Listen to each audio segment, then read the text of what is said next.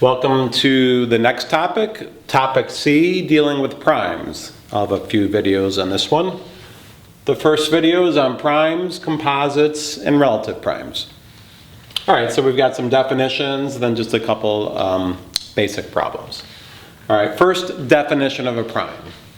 Okay, so it is a natural number with only two positive, distinct divisors of 1 and itself. So an example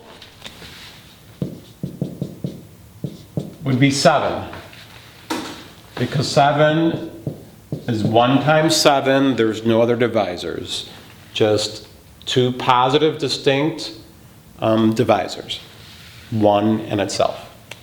Composite. Composite is a natural number with some other positive divisor besides 1 and itself. So an example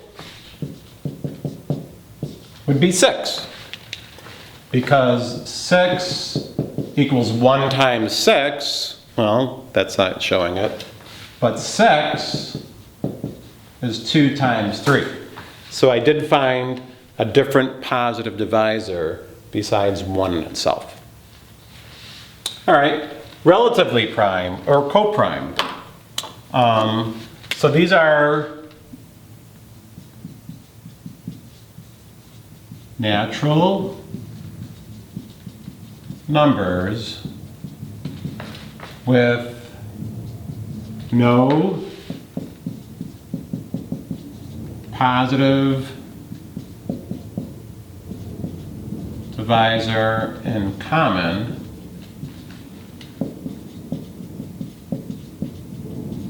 besides 1. Okay, so an example would be 8 and 13. 8 is not a prime number. 13 is a prime number. However, these are relatively prime because the only common divisor they have is 1. 8 is 2 times 2 times 2. There's no 2's in there. 13 is 1 times 13. There's no 13's in there. 8 is also 2 and 4 and 8 and 1. So that would be an example of two relatively prime or coprime numbers. Okay, then the question is, what is 1? Is it prime? Is it composite? Or is it neither? All right, well, let's take a look. 1 equals 1 times 1. In order for it to be prime, it's got to have only two positive distinct divisors, 1 in itself. That word distinct. That means different. Okay? So 1 and 1 are not distinct numbers, they're the same. So it's not prime. It's not distinct, so not prime. In order for it to be composite, it's got to have some other divisor besides 1 in itself. Well, it doesn't have that. So it's not prime, it's not composite. So the answer is 1 is just neither. It's not prime or composite. Okay, so now I've got two quick problems. I'll erase up here just to get a little bit more space. And I'll work on problem E first. Then I'll erase that. And we'll do problem F. All right, E. Find the smallest composite integer relatively prime to both 30 and 91. Okay, so let's find the divisors of each. So 30 is 3 times 10, which is 2 times 5. 2 times 3 times 5. That's the prime factorization. 91. After a while, you'll remember that 91 is divisible by 7. 7 goes in there once, 7, 21. So 7 and 13.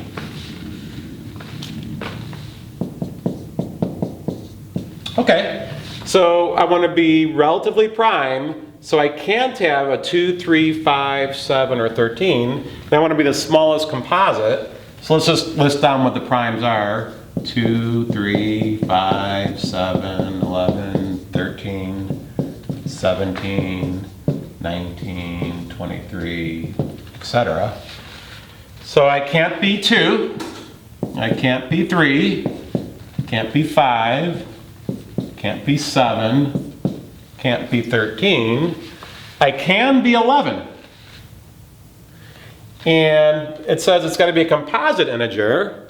So I won't have it be 11, I'll have it be 11 times 11. I could go 11 times 17, but that would be larger. They said the smallest. So 11 times 11 equals 121.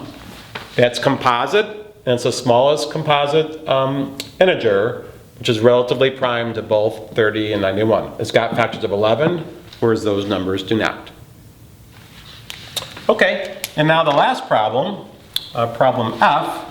Let me erase this. States, find the smallest composite integer which is not divisible by the first 8 prime numbers. Again, get in the habit of pausing the video, stopping the video, checking for answers later. So let's write down the first 8 prime numbers. I just had it. So 2, 3, 5, 7, 11, 13, 17, 19, 1, 2, 3, 4, 5, 6, 7, 8. And the next one is 23.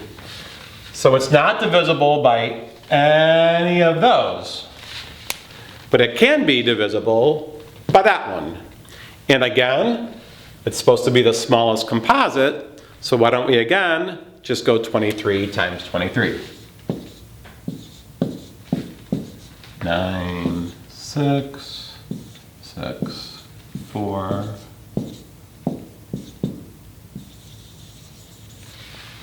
529.